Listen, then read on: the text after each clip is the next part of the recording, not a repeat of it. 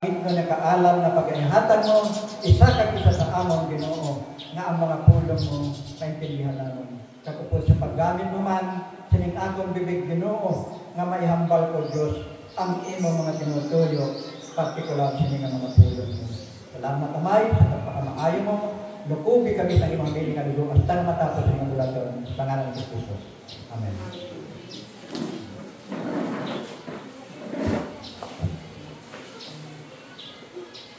Mga watod ko, sa karon nakita natin ang sitwasyon sa kalibutan. Sugod sa kita nagkakitabuan sa mga buwan. Hasta karon, kadako na sa pagkakaiba.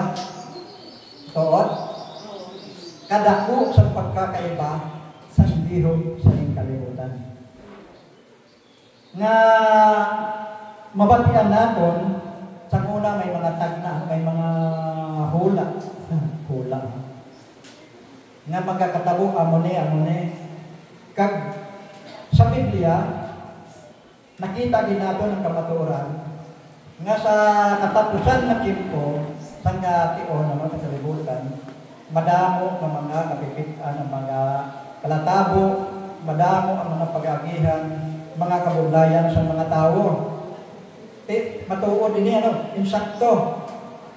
Karon kadamo sa mga ginagihan natin ng mga kapipitan, mga kabuglayan, kag ang mga hitabo, mga lino, mga bagyo, mga sudog, hindi na halos normal makita natin parehas sa una. Subong grabe lagi. No? Grabe lagi. Kaya mo nang palatandaan na ang Diyos malapit naman balik. Amen. Kag si Ginoo Jesucristo, kung nagkadto siya diri sa duta, ang plano, siling dira, kung sino ang magbaton, hindi na makaagon sang silot, kundi makabaton sang kahilwayan, kaluwasan. Tipod siya ganon, naptuman ang plano sang Diyos nga makabaton kita sang kahilwayan o kaluwasan. Kaya siling diri karon nga aton ginaton kay tungod sa grasya naluwas kamo. Gapati kamo, luwas na kamo. Amen. Tungod nga nagbaton kamo kay Kristo no. Nga paagi sa aton nga pagtuo, amo paagi sa inyong pagtuo. Abot si karon ang aton kapital, ang aton nga pagtuo. Amo ini diri ang aton pundasyon nga ang makasiling kita nga luwas na kita. Nga ini nga kaluwasan, iginhatag sang Diyos sa aton, regalo, nga wala gid na base sang aton nga mga binuhatan. Nga ang akin sila nga wala na base sang aton nga mga binuhatan. Ano ang aton mga binuhatan sa una, mga upod ko? Halos tanan man kita, wala nagahimo sang maayo, no? Nga ikahimaya sang Ginoo. Kundi puro ang aton ginahimo, adto lang makapalipay sa aton ng mga unod. Nga adtong mga ginahimo naton nga makapalipay sa aton mga unod, hindi wala kay singkangtanan sa kahimayaan sa Dios. Kag wala kay singkangtanan sa pagdayaw kag pagsimba sa balaan nga kagamanan nga Dios. Pero nga ang nakaamon kita sa kaluwasan.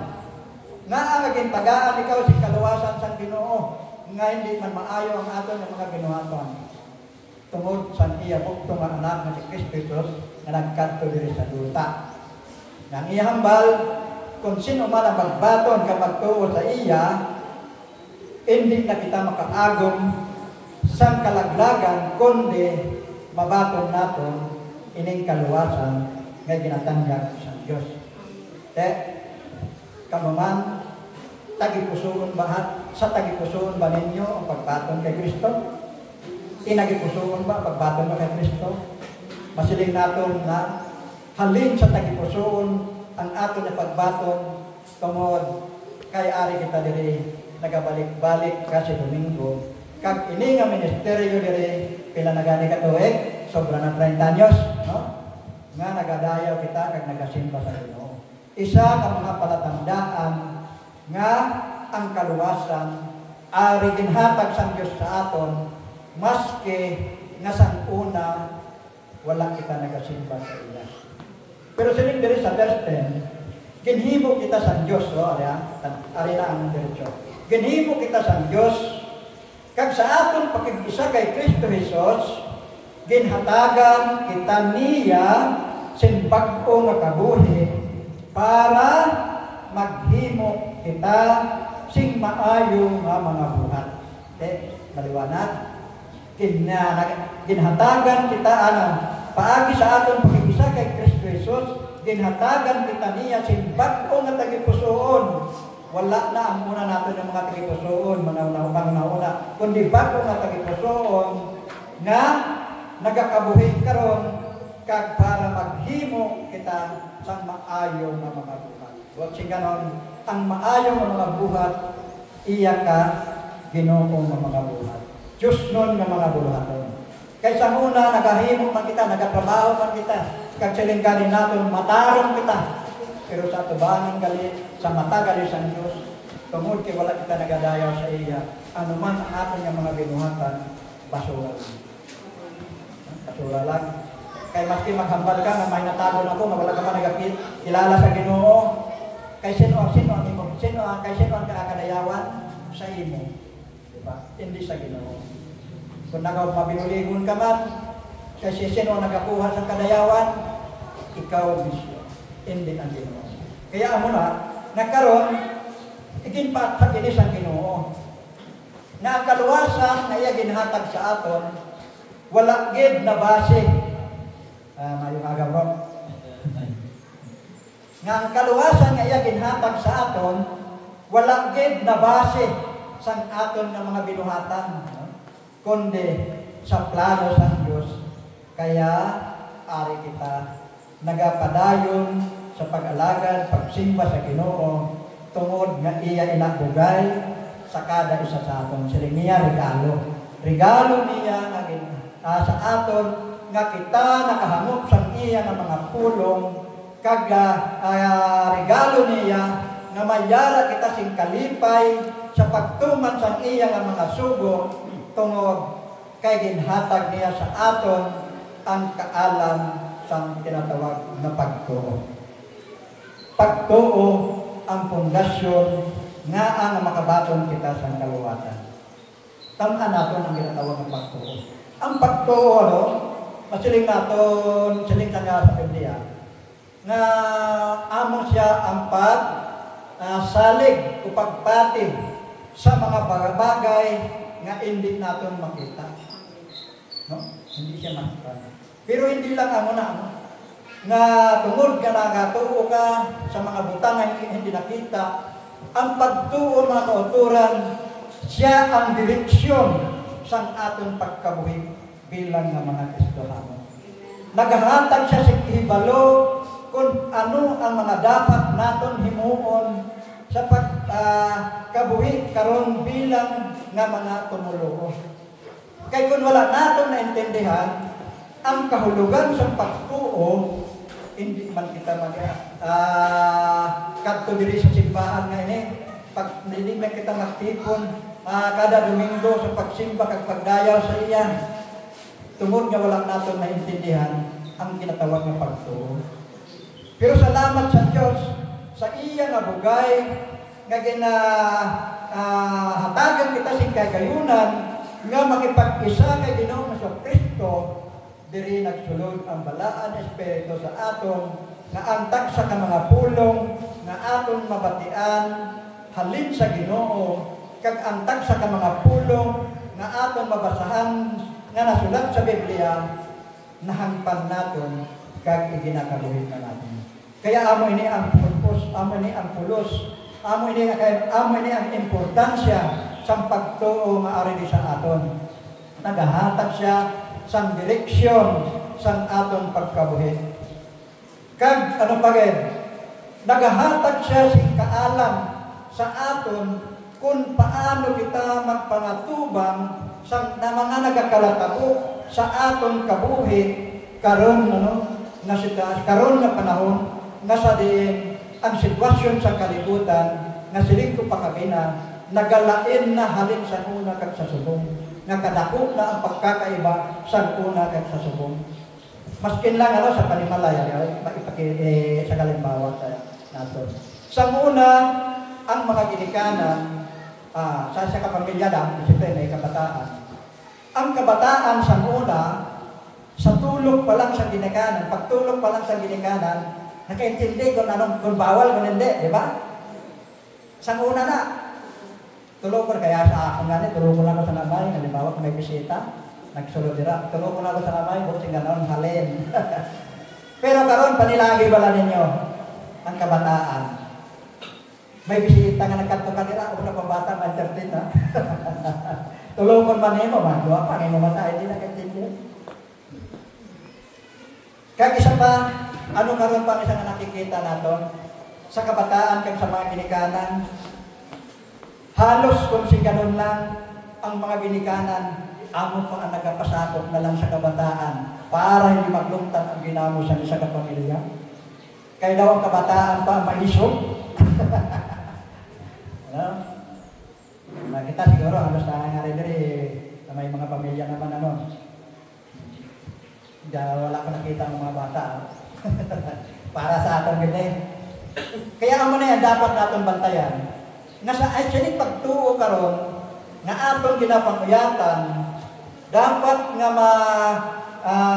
intindihan pa naton sa mas madalong, agud nga maging diretso ang atong pagpanglakaton bilang nga mga Kristohanon.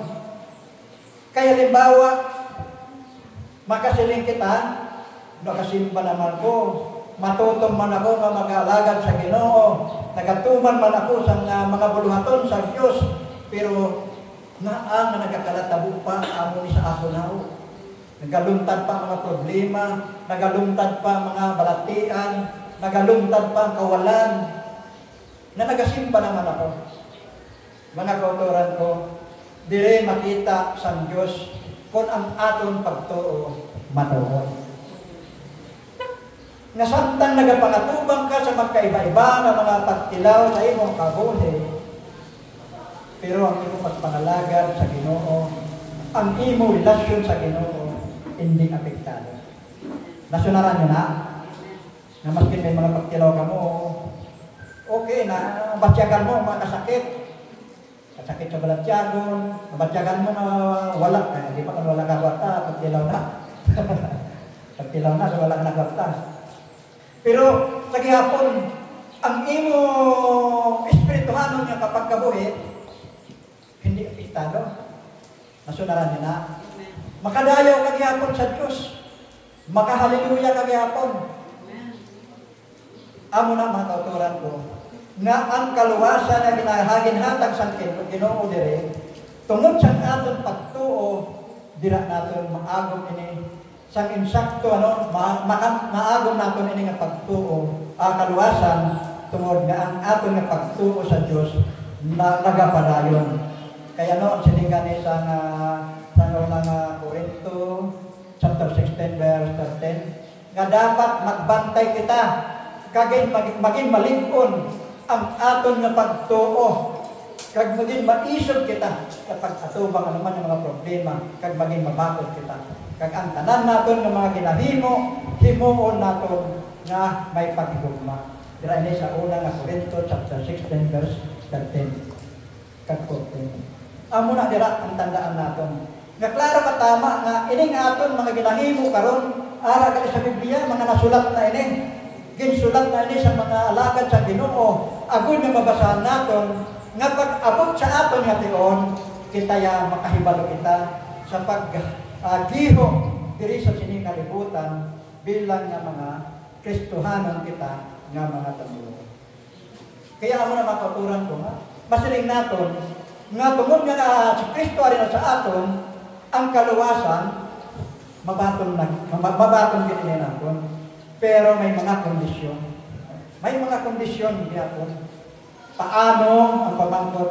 Paano mo maprotektaran ini nga kaluwasan nga ginhatag sa Ginoo sa aton? Ha? Paano amay na dire ang pamangkot sa aton kaugalingon? Paano naton maprotektahan ang kaluwasan nga ginhatag sa Dios sa aton? Kay siling man sa verse 10 ano? Kaya hindi mo kita sa Diyos, ikinatagan kita sa bakuna na pangunahuna, agud sa paghimo sa tanan ng mga maayo ng mga buluhaton. Ang nga klaro katama, nga ang maayo ng mga buluhaton o binuhatan, iya lang din sa Ginoo. Halingid lang sa Ginoo. Kaya ang kalibutan, kabalukitan ang kauturan, ang kalibutan, ginharian sang kadudulman. Ginharian sang yawa nga ginhulog sang Dios halin sa langit. Ang yawa ang gusto mag-akupar sang kalibutan. Kaya kung ang aton mga panghunahuna sa lipagan ni Apostol Pablo sa Roma chapter 8, kung ang aton mga panghunahuna iya sang kalibutan, iya sang kalibutan, wala kita sa iba niya ginadumdum, kundi adto lang makapalipay sining aton nga mga unod. Amo lang ang aton ginadumdum, kag amo lang ang aton nga ginahimo, adto lang gid ang makapahalipay sining aton dutan-on nga lawas. Kung amo lang ang aton panumduman, kung amo lang permi ang aton nga pamensaron, hasta san o ayhan kita magakabuhi. Buot sa ganon, may katapusan ang aton nga mga naluyagan sining aton unod. Amo lang. Pero ang kaluwasan na ginhatag sa Ginoo sa aton, kabuhi nga wala sing katapusan. Kaya magkaiba katama mga kauturan ko. Nga nakaibalo ang Diyos nga ining kaluwasan, kung hindi niya pag-ihatag voluntaryo sa aton, hindi kitinin natin maagong, tungod kayang aton permi palabawan, adto lamang ang mga makapalipay sa aton na mga unod. Diba? Magmanggaraman kita, maging sikat kita, maging kita ang pinakakilala sa bilog na kalibutan, bilog na lagran ha, kita ang sikat, kita ang kilala, kita ang maalam. Ang lang na ata nila ang kapasidad sa kalibutan na kaalam. Pero ang Diyos siya, kita mo, ang Diyos siya, ang iya ginhatag, kaluwasan, ano ang kapital? Kabuhi sa bugtong niya na anak. Balaan na anak, nag-akot sa mga sala naton. Gindala niya pakadto sa krus ng Kalbaryo hasta sa iyang kamatayon. No? Hasta sa iyang kamatayon. Gindala niya. Kaya tungod, sa iyang pagkapatay, pati ang mga sala naton nag-upod sa kamatayon. O ganun tapos na. Amo na gani nga nakambal siya na. Tapos na. Nga wala ini na ibalaan sa kalibutan, nga kung ano ang himuon pa nga dasun yung plano sa Diyos, ay galit pag-abot sa ikatatlong adlaw, mabanhaw siya, upod sa atong paglaom, nga sa diin, ining pagtuo, arak gihapon nakapokus sa atong Ginoo. Diba?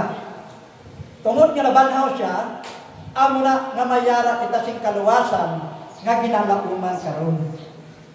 Nga ini nga kaluwasan, iginhatag lang sa Ginoo sa atin.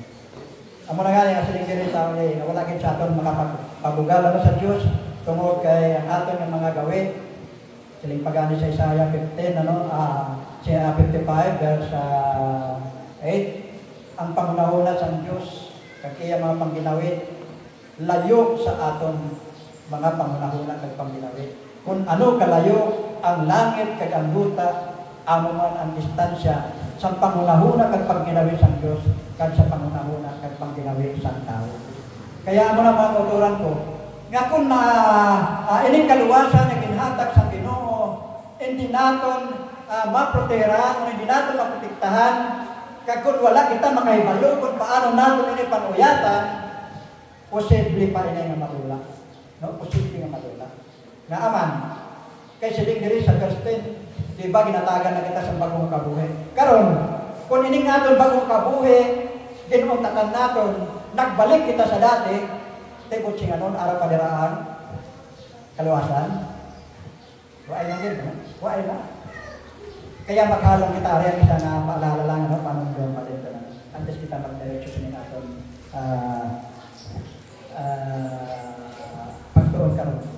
Ari ang isang halungan naton. May mga nagawali nga kuno kung ikaw nagbaton na kay Ginoong Jesucristo, luwas ka na, masken maghimong kapasinsala, kay ang Diyos wala nagaliwat sa iya ng mga ginhambal. Obserbahin ninyo kung insakto.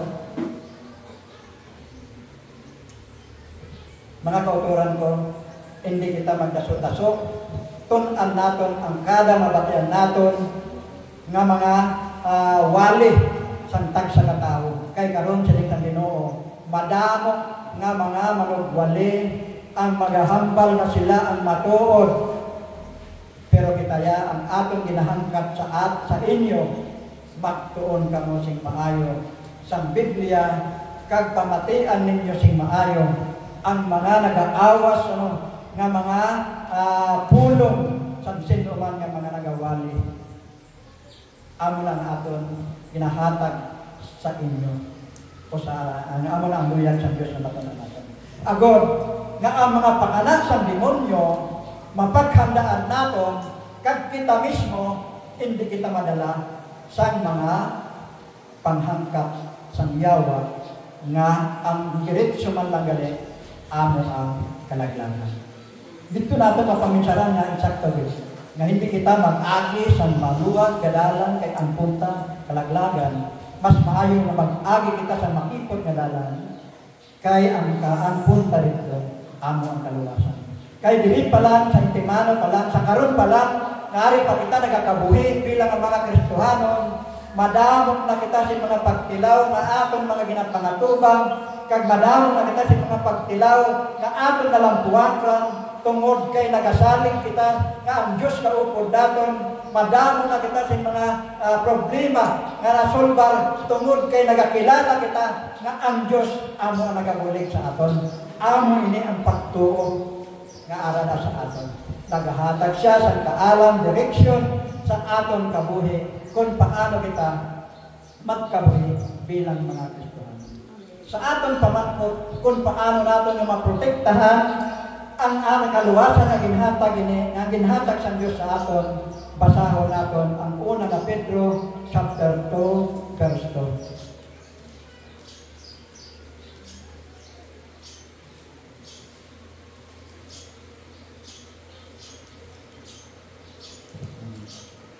Siling diri ni Apostol Pedro, sang siya nagapanganaglo sa mga katawhan, pareho sang lapsa nga nagahandom sang gatang sang iya Eloy, handumaman ninyo ang espiritual nga gatas nga wala singsingkog, para magtubok kamo hasta mabaton ninyo ang kabukusan sang inyong kaluwasan.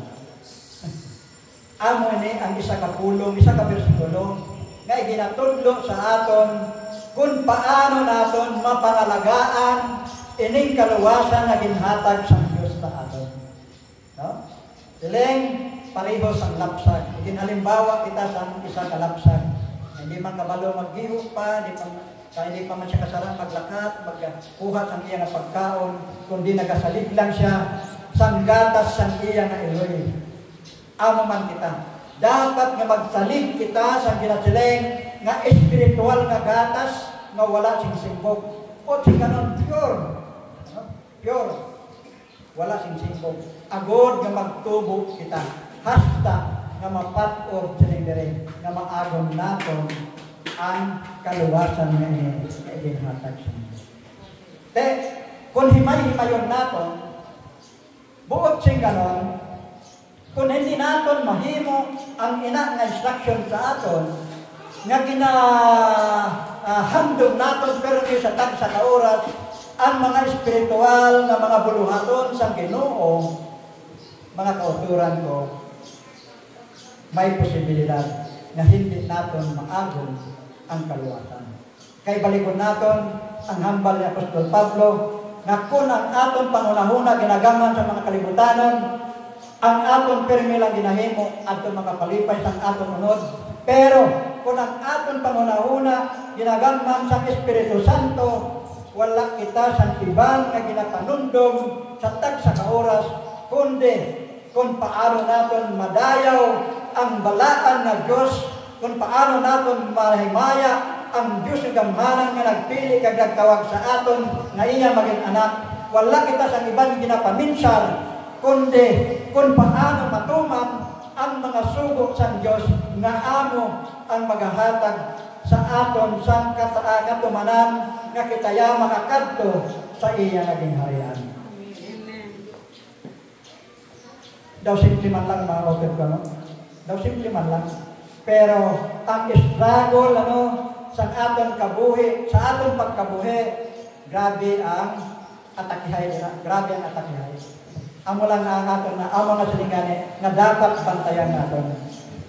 Nga kung kisagani, maski hindi naton nahungod, nga maski nagahigda ka na lang, nakatilaw na ka mo, naghigda ka na lang, dito ka pa nakabadyag sa problema. Ha? Kaya may ginpaminsar ka nga, hindi mo halos malambot. No? May ginahandom ka nga, paano ko ni malambutayan? Grabe ang imo palibog. Huwag ka na nagapinsar nga aragali ang Diyos nga dapat natin tawagan. Kaya ikaw kita nagabulay-bulay, ikaw kita nagamuni-muni kung paano ko ni Sulbaron. Kundi nagka-problema ka. Naghigda ka na lang na. Ano pa abe? Kung ari ka diri nagakabuhi, nagapanglakaton ka, nagabiyahe ka sa tagpila ka kilometro, nag-aaral ka, obra ka, nag-aagi ka sa mga init, nag-aagi ka sa mga kabudlayan, dira pagin. May mga pagsulay dira nga nagasulod para ang yawa, para nga makuha ka sa yawa. Amo na nakaturan ko nga. Dapat naintindihan naton ang ginasiling nga mga espiritual nga buluhaton, kag dapat nga ini mga espiritual nga buluhaton amo ang palabawan naton sa aton mga panghunahuna, kag daton pag-interesan nga samo ang aton himuon sa tag sa kaadlaw, tag sa kauras nga sa diin mahimaya ang Dios sa aton nga kabuhi. Kay sakop sa isa kaadlaw kadamo sa aton mga masugata nga mga problema, kadamo sa mga pagkilaw nga aton mga atubang. Ang mga galing nga siling sa Diyos, hindi na ninyo pagproblemahan at lamagwas, atubangon nyo ang sakaron. Kaya nabalaan sa Ginoo, kay kung pati pa buwas, patun padatasan na bulan, ay, dulak ka din sa iya yung presensya niya. Kaya mo na mga kauturan ko, nga importante, nga nakaibalo kita sa pag-balanse sa mga buluhaton sa sining kalibutan, kag buluhaton espiritual nga sa diin. Nga naibatan naton na ang mga buluhaton diri sa kalibutan, bayaran sa katapusan, dapat nga ning buluhaton espiritual amo gid ang aton hatagan santion sa aton nga pagkabuhi. Kay maskin ining aton nga kabuhi karon matapos ini, di ba? Pero ang espirituhanon nga kabuhi naton, siya ang magapadayon, kag siya ang magapangatubang sa aton Ginoo. Nga nakaibalo kita maabot ang tion nga ang Dios magahubong. Hindi naman ini nga aton unod ang mga atubang mismo sa Dios, di ba? Kundi ang aton nga espiritu. Kaya amo na nga siling ni Pablo, dapat nga magpaminsan aton ang pangunahuna i-practice naton sa mga buluhaton espiritual agod nga makahimo kita sang tanan nga mga maayo nga mga butang nga sa diin ang Dios malipay sa aton nga pagkabuhi. Amen. Ano pa gid? Aton dapat kahimuon una spiritual nga gatas. Ang ikaduha duha lang ini nga ako na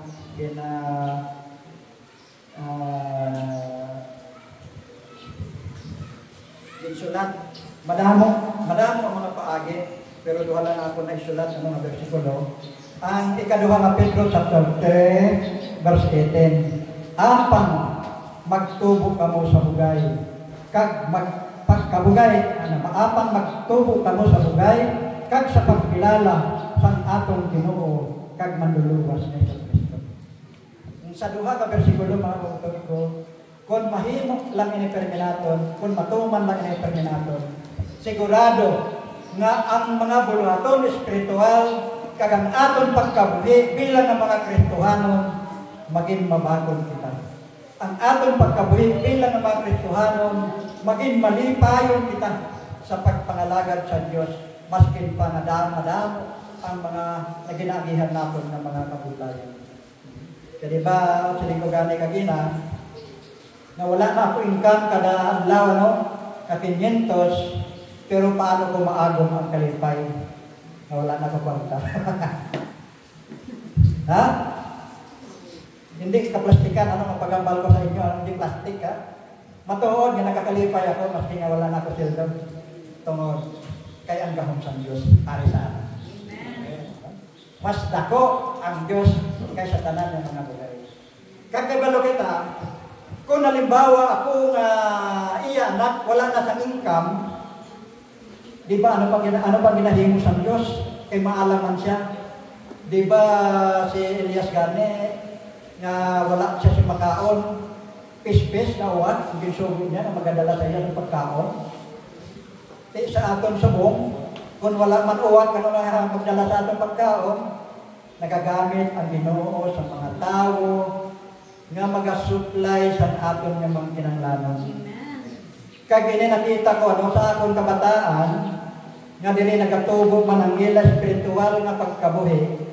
Tungod kay sila nagapursige magtrabaho, nagapursige nga tipon-tipon kwarta, hindi na parehas ang una nga may obra pa ko. Nga hindi man lang ni 5 maghatag sa ako, may mag-ubra ko. Ang ila income sa ila lang. Pero karon nga wala na ako ubra, natututo sila magbulig sa isig katawo, no? Natututo sila sa nga ginatubuan sila sa gugma nga magbulig sila sa isig katawo. Amo na ang mga halin sa Ginoo nga mga benepisyo nga hindi mabayran sa kwarta nga sa diin makahimo ang isa ka tawo sa mga maayo nga mga buluhaton, maayo nga mga desisyon tungod kay ang Dios siya na ang nagagiho sa tagsa kakabuhi sa tao. Kaya mo na mga kauturan ko nga kalingo gani. Grabe ka Lord. Grabe ang imo kaalam. Amo na nga hindi ko malipatan ang Isaiah 55 versikulo 8, na ang pangunahuna mo talaga ang imong mga baratyagon, layo katama sa pangunahuna ng baratyagon sa tao. Kag sa Roma, kag pasahog ko pa sa Roma, dili na sa Kabungan Testamento, no? Kag sa Roma 11, akong kopya, hindi na ko kita ako. Sa Roma 11 yan.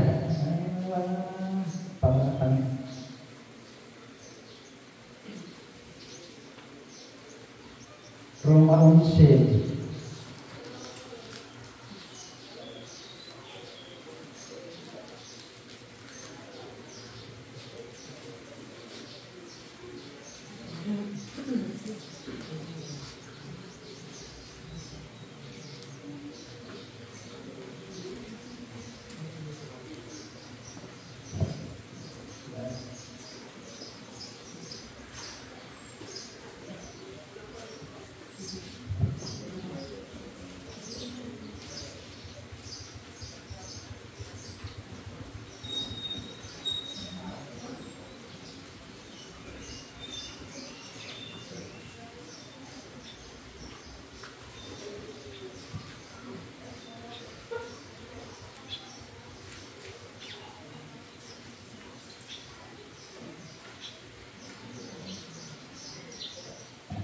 Diri sa Roma 11 versikulo 33, Roma 11.